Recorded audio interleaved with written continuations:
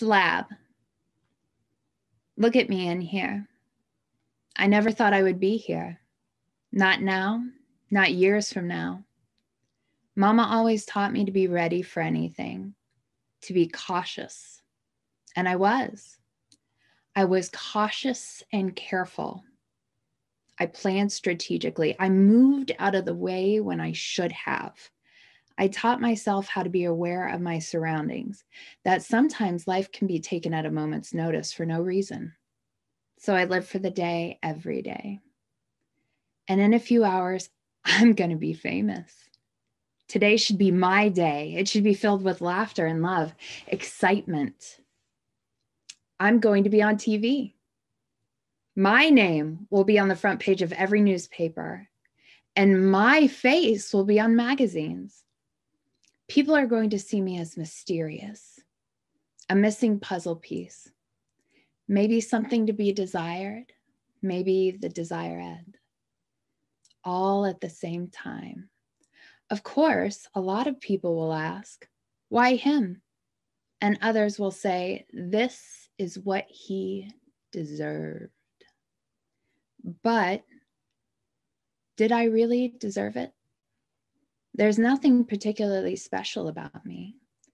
I grew up just outside of New Orleans, Louisiana, the first kids of five. 5. That's a lot of mouths to feed. But somehow, Mama did it, all on her own. My daddy left after the youngest was born. Mama found him in the bottom of a liquor bottle every day. The man never ate. A combination of gin and whiskey served as his sustenance. One night, he raised his hand to Mama, and that was that. My mama is the epitome of strength, a woman who never missed a day of church in her life, always wearing one of those pretty dresses she made herself.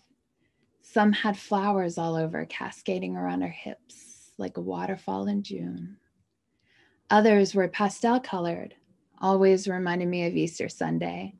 All the eggs outside, watching kids finding them, not really knowing what those eggs were about. At Christmas, Mom always had one dress she wore one time each year. It was simple, but not plain. Mama was never plain.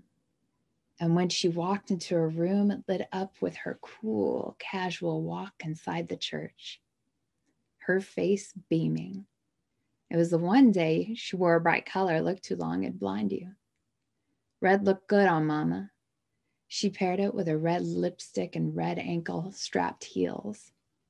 I loved to see her walking around, the straps held around her ankle like one of her children hugging her. But today, her strength is going to leave her. Ain't no telling when she will get it back, but she has to. She got to. For me, for all of us.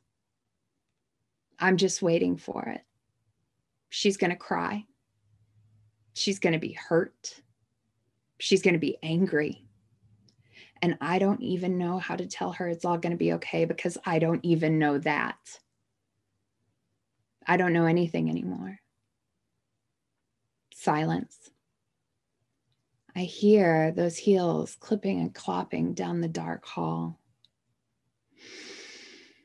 I smell my mama. She ain't ready. Ain't nobody ready. Out of the thick voice of solitude came a bellow from the bowels of hell, a noise so destructive it shook the table, making my hand quiver in a fall.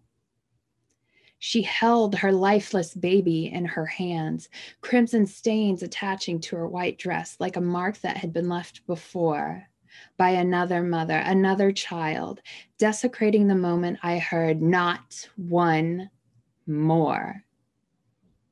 They stuffed me with newspaper that had my name on the front page and didn't even blink once. I'm suffocating, they said.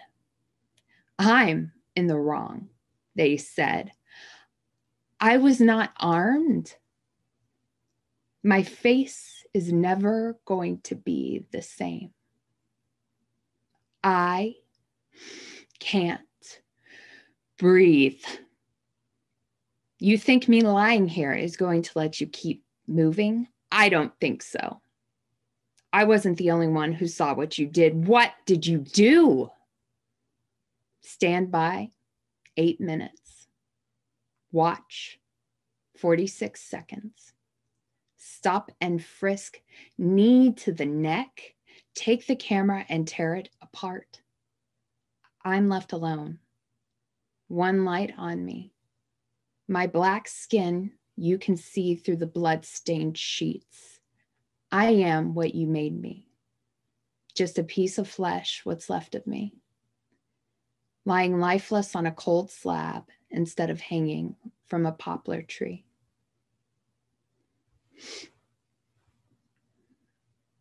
Circles. She picks a delicate bloom from the tendons of the trunk's root. As she gazes into this once living being, she has just brought the grim reaper's gloom upon the beauty of the earth. And yet she rejoices at the passing of this existence, for what she holds is only aesthetic to her eyes, but in the form of irony and not priority to her mind emerges the fact that in the year's end of her life, the current grace bestowed upon her will come to collect its dues. And in this, she will become the ashes to the trunk's root, helping the tendons she once killed grow.